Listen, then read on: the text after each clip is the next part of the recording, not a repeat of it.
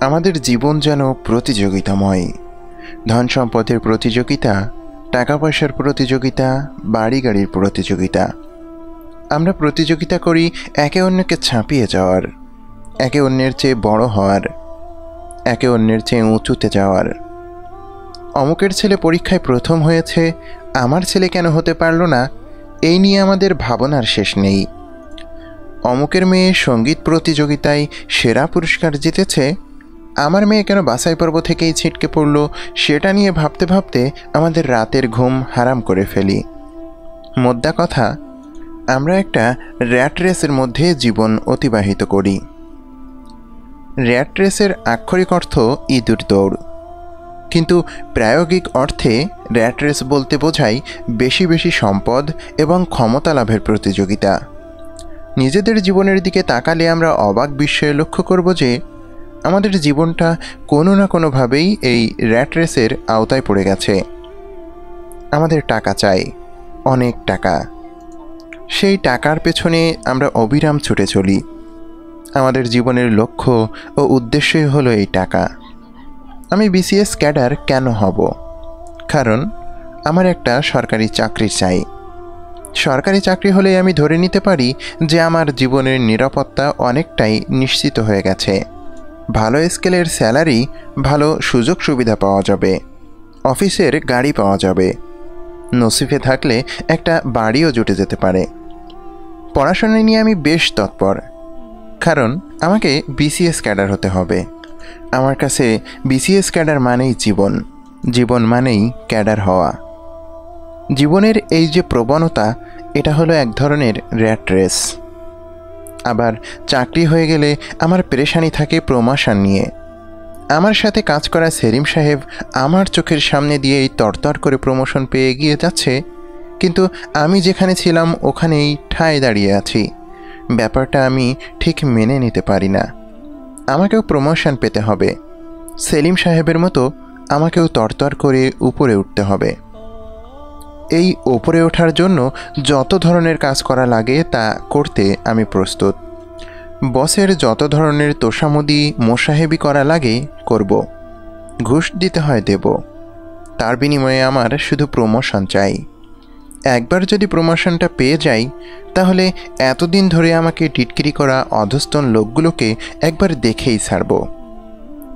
এই যে ক্ষমতা পাওয়ার জন্য একটা অসুস্থ প্রতিযোগিতা, এটাও এক ধরনের র্যাট রেস। অমুকের ছেলে প্রথম হয়েছে, কিন্তু আমার সন্তান মেরিট লিস্টেই থাকতে পারছে না। আমার ছেলেকে আমি সেরা পজিশনে দেখতে চাই। তাহলে এখন কি করতে হবে? তিনজন টিচার দিয়ে ছেলেকে পড়াচ্ছি। ছেলের জীবনটাকে আমি স্কুল, পড়ার টেবিল আর খাটের মধ্যে বেঁধে ফেলেছি। চুলোই যাক তার মানসিক বিকাশ। আমি ওকে সেরাদের কাতারে দেখতে চাই, ব্যাস। না হলে ক্লাবে আমার মান সম্মানই থাকছে না। সন্তান সন্ততি নিয়ে আমাদের এই যে প্রতিযোগিতা, এটাও এক ধরনের র্যাট রেস। সবখানে আমরা শুধু চাই আর চাই। মজার ব্যাপার হলো, কুরআনে এই র্যাট রেস শিরোনামের একটা পূর্ণাঙ্গ সূরা আছে। ওখানেও এই ব্যাপারগুলো খুব সুন্দরভাবে আল্লাহ সুবহানাহু ওয়া তাআলা তুলে ধরেছেন আমাদের জন্য। আমরা যে অসুস্থ প্রতিযোগিতায় লিপ্ত হয়ে আমাদের জীবনের আসল উদ্দেশ্য থেকে বিচ্যুত হয়ে পড়েছি, সেই ব্যাপারটা কুরআন খুব সুন্দর করে তুলে ধরেছে এই সূরায়। সূরাটির নাম হলো আত-তাকাসুর। তাকাসুর মানে প্রাচুর্যের প্রতিযোগিতা। এই প্রাচুর্য টাকা পয়সা হতে পারে, ধন সম্পদ হতে পারে, সন্তান সন্ততি হতে পারে, এমনকি চাকরি, ক্যারিয়ার, স্ত্রী এবং জ্ঞানও এই প্রাচুর্যের অন্তর্ভুক্ত। সূরাটা নিম্নরূপ: আলহাকুমুত তাকাসুর। প্রাচুর্যের প্রতিযোগিতা তোমাদের ভুলিয়ে রেখেছে। হাত্তা যুরতুমুল মাকাবির। যতক্ষণ না তোমরা কবরে যাও। কাল্লা সাওফা তা'লামুন। মোটেই ঠিক নয়, শীঘ্রই তোমরা জানতে পারবে। সুম্মা কাল্লা সাওফা তা'লামুন।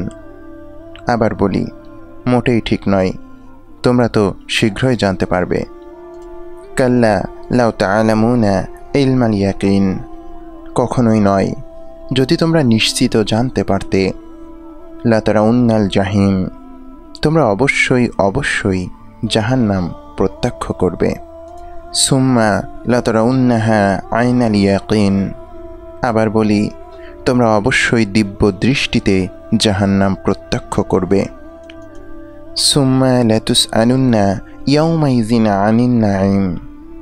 তারপর সেদিন অবশ্যই তোমরা আমার প্রদত্ত নিয়ামত সম্পর্কে জিজ্ঞাসিত হবে।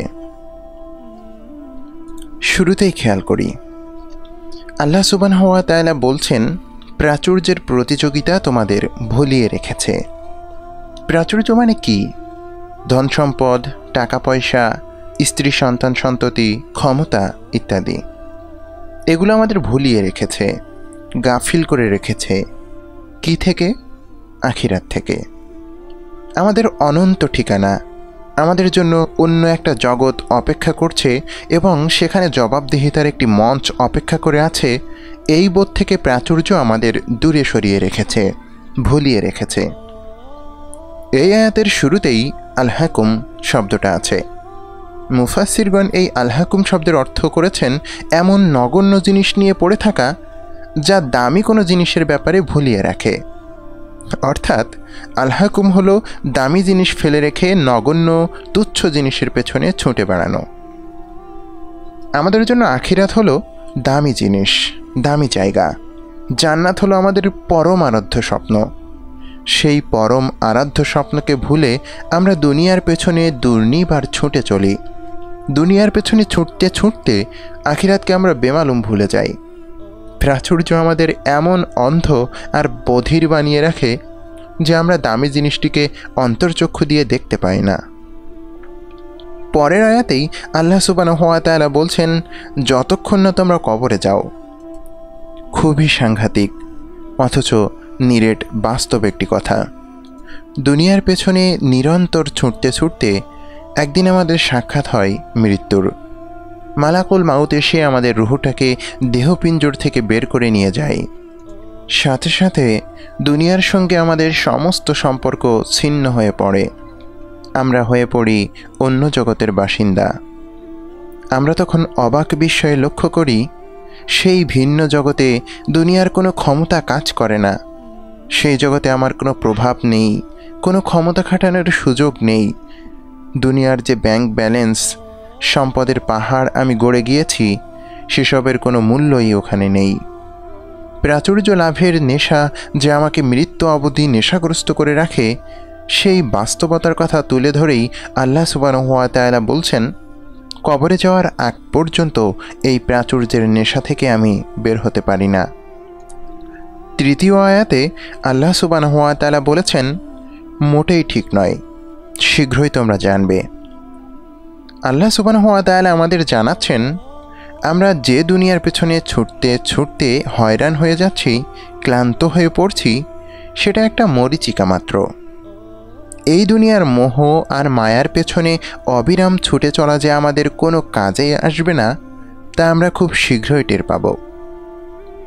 চতুর্থ আয়াতে বলছেন, আবার বলি, মোটেই ঠিক নয়, শীঘ্রই তোমরা তা জানতে পারবে। আল্লাহ সুবহানাহু ওয়া তাআলা এই আয়াতে আগের আয়াতের কথাগুলোই পুনরাবৃত্তি করেছেন। যখন দেশে বড় ধরনের কোনো দুর্ঘটনা দেখা দেয়, যখন আবহাওয়া মারাত্মক রকমের বৈরী হয়ে ওঠে, তখন টিভিতে সংবাদ উপস্থাপক বলেন, সারা দেশে 7 নম্বর বিপদ সংকেত, আমি আবার বলছি 7 নম্বর বিপদ সংকেত দেখানো হচ্ছে।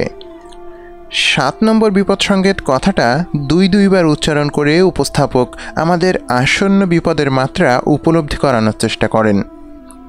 এই আয়াতে আল্লাহ সুবহানাহু ওয়া তাআলাও ঠিক কঠিন এক বিপদ সম্পর্কে আমাদের সতর্ক করার জন্য একই কথা দুইবার উচ্চারণ করে বিপদের মাত্রা বুঝিয়েছেন। আয়াতটি আমাদের বলছে, আবার বলি, তোমরা যা করে বেড়াচ্ছ তা কিন্তু মোটেই ঠিক নয়, শীঘ্রই বুঝতে পারবে তোমরা কিসের পেছনে ছুটে চলেছ। পঞ্চম আয়াতে আল্লাহ সুবহানাহু ওয়া তাআলা বলছেন, কখনোই নয়, যদি তোমরা নিশ্চিত জানতে, অর্থাৎ যদি তোমরা দেখতে পেতে তোমাদের প্রাধান্য দেওয়া বিষয়গুলো কতটা মূল্যহীন, কতটা তুচ্ছ, তাহলে এতটা উদাসীনভাবে দিন কাটাতে পারতে না। মৃত্যুর পরে তোমাদের ধন সম্পদ, তোমাদের ক্ষমতা, তোমাদের স্ত্রী, সন্তান সন্ততি এরা যে কোনো কাজেই আসবে না সেটা যদি উপলব্ধি করতে পারতে, তাহলে এইসব মিথ্যে মোহের পেছনে জীবনের মূল্যবান সময়গুলো এভাবে অপব্যয় করতে না। 6ষ্ঠ আয়াতে আল্লাহ বলছেন, তোমরা অবশ্যই জাহান্নাম প্রত্যক্ষ করবে। খুব কঠিন একটা আয়াত। আল্লাহ বুঝিয়েছেন এই যে দুনিয়ার কাছে নিজেকে আমরা সঁপে দিয়েছি, দুনিয়াকে প্রাধান্য দিতে গিয়ে আগাগোড়া বেমালুম আখিরাতের কথা ভুলে গিয়েছি, দুনিয়াকে আমাদের সব কিছু মনে করে আল্লাহর অবাধ্য হয়েছি, আজ এটাই হলো আমাদের কর্মফল, পরিণাম, আগুনের লেলিহান শিখা। 7ম আয়াতে তিনি আবার বলেছেন, আবার বলি, তোমরা অবশ্যই দিব্য দৃষ্টিতে জাহান্নাম প্রত্যক্ষ করবে। আগের মতো এখানেও আল্লাহ সুবহানাহু ওয়া তাআলা পূর্বের আয়াতের কথাগুলোর ওপর জোর দিয়েছেন। আল্লাহ যখন কোনো কিছুর ওপর বারবার জোর দিয়ে কথা বলেন, তখন বুঝতে হবে ব্যাপারটার গুরুত্ব কতখানি। তিনি আমাদের জানাচ্ছেন যে বাস্তবতাকে তোমরা অস্বীকার করতে, যে বাস্তবতার ব্যাপারে তোমরা বিস্মৃত হয়ে দুনিয়ার ফাঁদে পড়েছিলে, এই দেখো আজ দেখো সেই বাস্তবতা কতটা ভয়ঙ্কর। 8ম আয়াতে তিনি বলেন, তারপর সেদিন অবশ্যই তোমরা আমার প্রদত্ত নিয়ামত সম্পর্কে জিজ্ঞাসিত হবে। নিয়ামত হিসেবে আমাদের জীবন দান করা হয়েছিল। এই জীবনে বাঁচার জন্য হায়াত হিসেবে কিছু সময় বেঁধে দেওয়া হয় আমাদের। সেই সময়গুলো আমরা কোন কাজে ব্যয় করেছি? নিয়ামত হিসেবে আমাকে স্বাস্থ্য দান করা হয়েছিল।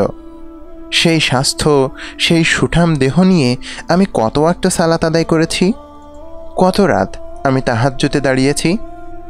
নিয়ামত হিসেবে আমাকে ধন সম্পদ দান করা হয়েছিল। সেই ধন সম্পদ কোন পথে আমি ব্যয় করেছি, কতটুকু দান সদকা করেছি। নিয়ামত হিসেবে আমাকে সন্তান সন্ততি দান করা হয়েছিল। তাদেরকে কি সঠিক শিক্ষা দিয়ে মানুষ করেছিলাম? আমার মৃত্যুর পরে তারা যেন আমার জন্য সাদাকায়ে জারিয়ার ওয়াসিলা হতে পারে, এমন সন্তানকে আমি দুনিয়ার বুকে রেখে আসতে পেরেছি? জিজ্ঞাসা করা হবে। এটাই হচ্ছে র্যাট রেস তথা জীবনের ইঁদুর দৌড় কাহিনী। আমাদের জীবনের বাস্তবতার সাথে কতই না মিল, কতটাই না গাফিল আমরা আসল উদ্দেশ্য থেকে। আজকের খ্যাতির লোভ, সম্পদের লোভ আর ক্ষমতার লোভ আমাদের আষ্টে পৃষ্ঠে জড়িয়ে আছে। বড় হওয়ার নেশা, অন্যকে ছাপিয়ে যাওয়ার তাড়না আজ আমাদের এতই মাতোয়ারা করে রেখেছে যে আমরা আমাদের পরম নিয়তি মৃত্যুর কথা ভুলে বসে আছি। একদিন হুট করেই মৃত্যু সামনে চলে আসবে। আমাকে অপ্রস্তুত দেখে মালাকুল মাউত কখনোই ফিরে যাবে না। আমাকে আরেকটা বার শুধরে নেওয়ার সুযোগও দেয়া হবে না। পরকালের পাথেয় সংগ্রহ ছাড়াই যখন জীবনের পরিসমাপ্তি ঘটবে, তখন কেমন অবস্থা হবে আমার?